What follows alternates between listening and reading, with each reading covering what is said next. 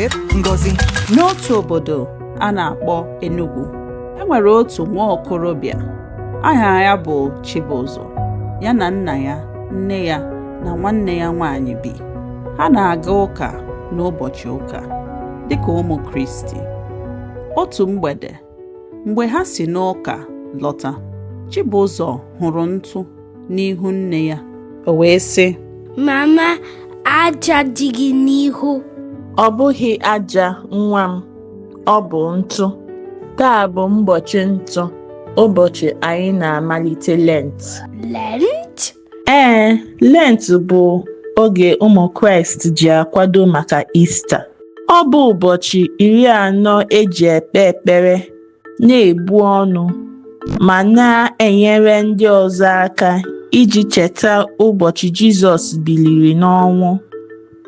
Ọ bụkwa oge anyị ji echebara ndụ anyị echiche. Ọ bụrụ na anyị mere mmadụ ihe ọjọọ, ma ọ bụrụ na anyị mee ka mmadụ nwee obi mwute, ọ bụ oge kacha mma eji eme udo. Chibụzọ chere echiche nke ọma.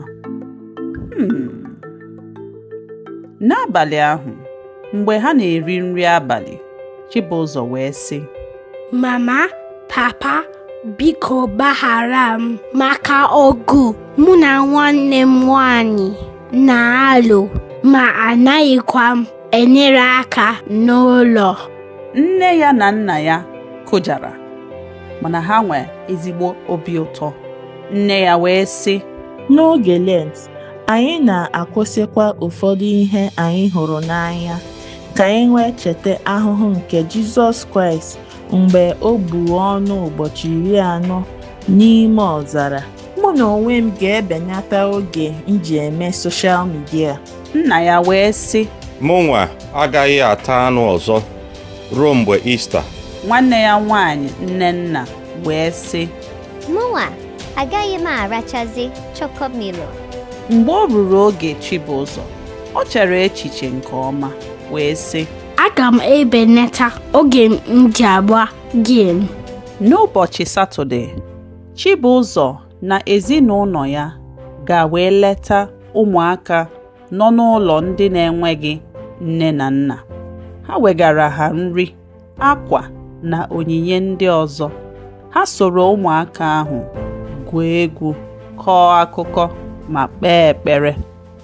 Mgbe ha na-alaghachi n'ụlọ, Chibụzọ nọrọ ezigbo nwayọọ. Ọ ghọtara na ọ bụ nnukwu ngọzi inwe ezinụlọ hụrụ ya n'anya, ma nwekwa nri ha na-eri nakwa akwa ha na-eyi. N'oge Lent ahụ niile, Chibụzọ jiri nwayọọ nwayọọ na-amụta inwe obiọma, na-erube isi, ma na-enwekwa obi aṅụrị.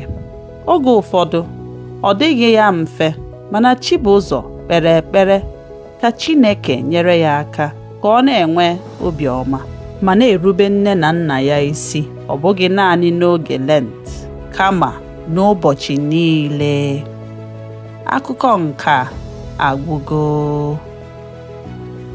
If you enjoyed that video, please give us a like and don't forget to subscribe. See you in my next video. Bye!